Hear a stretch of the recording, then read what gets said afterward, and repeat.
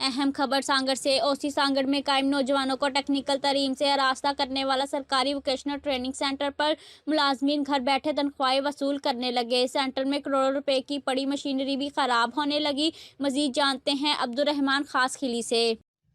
जी, इस वक्त मैं वोकेशनल ट्रेनिंग सेंटर बॉयज़ की बिल्डिंग के बाहर मौजूद हूँ और मैं आपको बताता चलूँ कि ये अहम बिल्डिंग है जहाँ पर नौजवानों को फ़नी तालीम दी जाती है, जिसमें computer, machines, electricians, air conditions के अलावा दीगर कोर्सेस करवाए जाते हैं। लेकिन यहाँ पर सबसे बड़ा जो इशू है वो यहाँ पर एचआर का है और यहाँ पर टीचिंग स्टाफ ना होने की वजह से अक्सर यहाँ पर जो जो बच्चे हैं वो परेशानी से दो चार हैं। साथ साथ यहाँ पर जो नॉन टीचिंग स्टाफ है वो घरों में बैठे तनख्वाह वसूल कर रहा है। इस सिलसिले में आपको बताता चलूँ कि लाखों रुपए की, करोड़ों रुपए की यहाँ पर मशीनें यहाँ पर मौजूद हैं, लेकिन उन मशीनों के हवाले से यहाँ पर जो स्टाफ रखा गया था वो यहाँ पर मौजूद नहीं है। सिर्फ जो चंद यहाँ पर हमें स्टाफ नज़र आया है। इस सिलसिले में जो उमर है यहाँ के प्रिंसिपल, उनसे मेरी बात हुई तो उनका ये कहना है कि ये बेहतरीन इदारा है जहाँ से नौजवान बहुत सारा कुछ सीख कर बैरून ममालिक में पाकिस्तान के लिए खिदमतें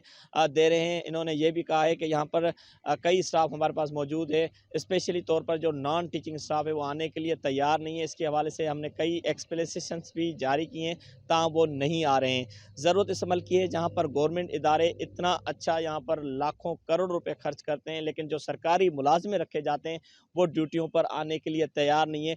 वहीं पर जिंदा मिसाल यहाँ पर वोकेशनल ट्रेनिंग सेंटर बॉयज़ है जहाँ पर यहाँ पर स्टाफ आने के लिए तैयार नहीं है। वहीं पर लोगों में और इलाके के लोगों में यहाँ पर बेचैनी छाई हुई है। जी।